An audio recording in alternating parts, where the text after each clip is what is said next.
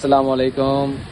तो ये एक मोबाइल आया था मेरे पास ओप्पो का F15। इसका प्रॉब्लम ये कि ये रिपेयर के दौरान डेड हो गया। अब ये सॉफ्टवेयर से इशू आता है तो काफ़ी सारे जो हमारे भाई हैं वो क्या करते हैं कि इसे फ्लैश करते हैं, फ्लैश करने के बाद भी ऑन नहीं होता। अक्सर एरर आ जाता है अनलॉक टूल पे, और अगर हम फ्लैश कर भी देते हैं तो उसके बाद भी हमारा जो प्रॉब्लम है रिपेयर वाला IMEI वाला वो सॉल्व नहीं होता। बेसबैंड शो होती है, IMEI शो नहीं होता इसमें। तो इसका हम एक बेहतरीन सोल्यूशन लाएं और वो भी बिल्कुल फ्री में। तो हमने अभी वीडियो अपलोड करनी है, आप चेक कर लेना, ठीक है। अभी हम इसको तकरीबन आपके सामने इसको ऑन करके दिखाएंगे आपको, प्रॉपर इसका IMEI भी रिपेयर करके दिखाएंगे आपको, और इसको कंप्लीट ऑन भी करके दिखाएंगे, और बिल्कुल फ्री मेथड। हालांकि हैं पेड मेथड जो भी मोबाइलों को ऑन करने वाले मेथड्स होते हैं, डेड बूट रिपेयर करने वाले होते हैं, ये पेड मेथड्स होते हैं। तो मैं आपको बिल्कुल फ्री में प्रोवाइड करूँगा, तो देखें भी।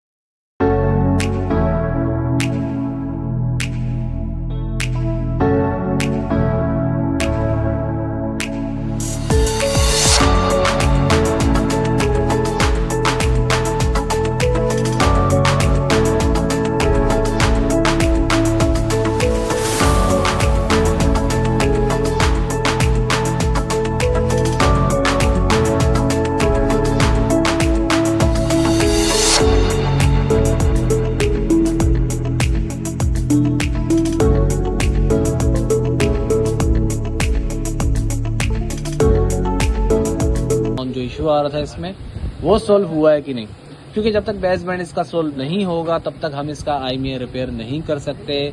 IMEI रिपेयर करने का कोई भी फ़ायदा नहीं है जब तक हम इसका बेस बैंड क्लियर नहीं कर सकते। तो अभी हम चेक करते हैं। ये हमने इसे ऑन कर दिया, हम इसकी सेटिंग में गए, देन हम इसके अबाउट में गए, अबाउट में जाने के बाद हम इसके बेस बैंड में गए और बेस बैंड इसकी सक्सेसफुली सोल्व हो चुकी है, आप देख सकते हैं वाइप एनवी करने से।